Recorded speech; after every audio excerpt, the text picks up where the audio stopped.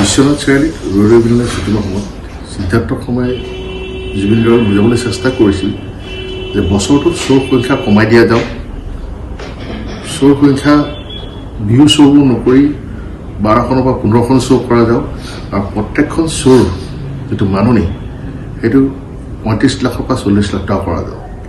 কিন্তু সেই প্ৰস্তাৱটোত জুবিন গাৰ্গে কেতিয়াও সহমত দিয়া নাছিলে।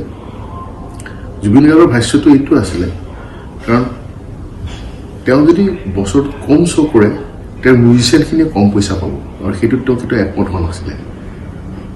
দ্বিতীয়টো কথা, তেওঁ যিখিনি অসমৰ ৰাইজে বা অসমৰ বাহিৰত থকা ভাৰতবৰ্ষৰ ৰাইজে যিখিনি ৰাইজে তেওঁক ওচৰৰ পৰা পায়, যিখিনি তেওঁৰ অনুৰাগী ওচৰৰ পৰা পায়, সেই অনুৰাগীসকল আঁতৰি যাব।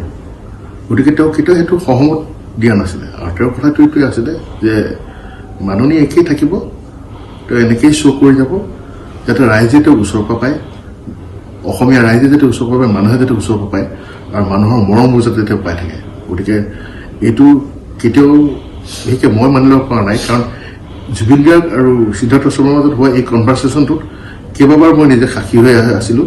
আৰু সিদ্ধাৰ্থ শৰ্মাই মোকো কৈছিলে যে আপুনি জুবিন দাক বুজাওক, জুবিনে দাই এইটো কৰিলে ভাল হয়। জুবিনক যেতিয়া মই প্ৰস্তাৱ কৰিছিলোঁ জুবিনে একেবাৰে না কৰিছিলে আৰু কৈছিলে যে মই মানুহৰ পৰা আঁতৰি থাকিব নোৱাৰোঁ আৰু মানুহখিনিকো মই মোৰ পৰা আঁতৰি যাবলৈ মই দিব নোৱাৰোঁ, কাৰণ মানুহে মোক ভাল পায় আৰু মানুহৰ মৰমতে মই যিহেতু জুবিন গাৰ্গ, গতিকে মই শ্ব' কৰি যাম আৰু কম মাননিতে কৰি যাম আৰু শ্ব' যিমান পাৰোঁ সিমান কৰি যাম। গতিকে শ্ব'ৰ সংখ্যাও নকমাম আৰু মাননিও নকৰাম। বিশ্বনাথ চাৰিআলিত ৰৈ বিনালে শ্বুটিঙৰ সময়ত সিদ্ধাৰ্থ শৰ্মাই জুবিন গাৰ্গক বুজাবলৈ চেষ্টা কৰিছিল যে বছৰটোত শ্ব'ৰ সংখ্যা কমাই দিয়া যাওক, শ্ব'ৰ সংখ্যা বিহু শ্ব'বোৰ নকৰি 12খন বা 15খন শ্ব' কৰা যাওক আৰু প্ৰত্যেকখন শ্ব'ৰ যিটো মাননি সেইটো 35 লাখৰ পৰা 40 লাখ টকা কৰা যাওক।